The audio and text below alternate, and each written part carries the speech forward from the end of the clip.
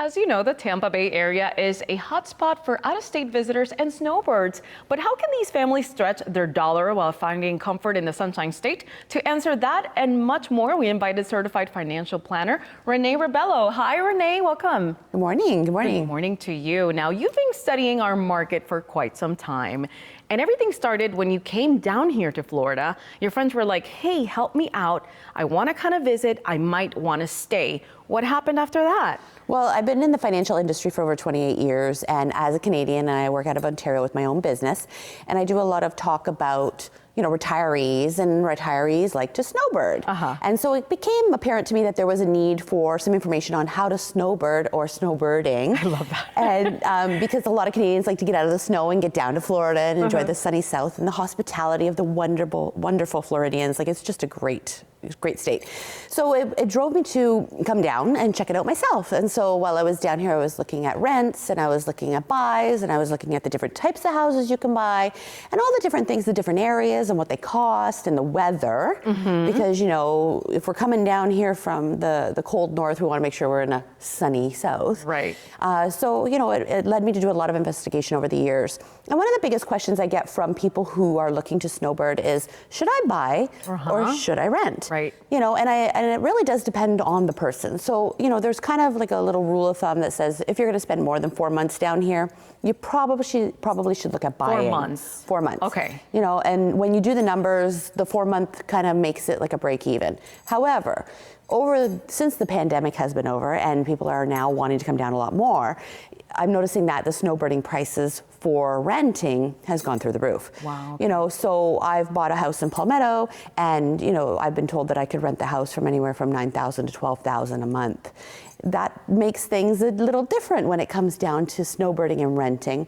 So when we look at, you know, talking to my Canadian snowbirds about should you buy, should you rent, first of all, there's different types of ways that you can buy. So if you're going to buy, you can look at a condo, you can look at a manufactured home, you can look at a house, right? So you have many different types of townhouse. You can look at all these different types of homes depending on what kind of maintenance you want. One of the things that I find that snowbirds forget about is when they're purchasing is what's called an HOA. So that's an extra money for that. Yes, because it's not something we actually have in Canada. So it does, you know, become a little bit of a surprise when you find out you have anywhere from $100 to $800-900 extra per month for an HOA, which provides them with amenities, right? So your community pool, your maintenance of your home, and all that. So when you're looking at buying versus renting, it is basically based on how much time you're going to spend down here, how much is your budget, right? Yeah. And then on top of it all, if you do own property down here, you're talking about cross-border taxation issues. So, you know, how complicated do you want your retirement to be? So there's lots of things to consider when you're talking about that. The other thing I've recently been looking into and doing investigation on is, you know, as a snowbird, you come for 6 months, 4 months, whatever it happens to be.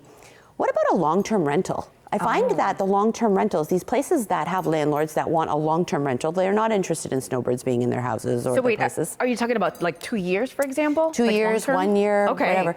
So what happens there is when I do the math, even if the people were down for 6 months, the cost is sometimes cheaper to rent it for the whole year than to just rent it for snowbirding. So, you know, you really need to do your math, really need to number crunch and look at your budget, look at what the cost will be for the total outlay. And it's kind of nice to go back and be able to leave your stuff here and not worry about trucking it back down. You know, today's a cool day. You know, I don't have any sweaters here because I'm from Canada, you know. And we do get a few winter snaps in there. I spent December here and it was chilly. Yeah, you know, so I had to buy some wardrobe for colder days. Now that stuff is going to stay down here in my home, so I don't have to worry about trucking it back to the north. So those are things that people can consider too. So, or if they're renting, you know, even a storage unit to temporarily store their things, because that provides them with a place to put their stuff. It'll be climate controlled, and they don't have to truck it back and forth when they go north. Wonderful tips. Thank you so much, Renee, for all of that. And of course, I'm sure people at home have more questions for you. So you can learn more visiting lifecoachfinancial.com, or even do that phone call, 727-223-2868. Once again, thank you, Renee. Thank you for having me.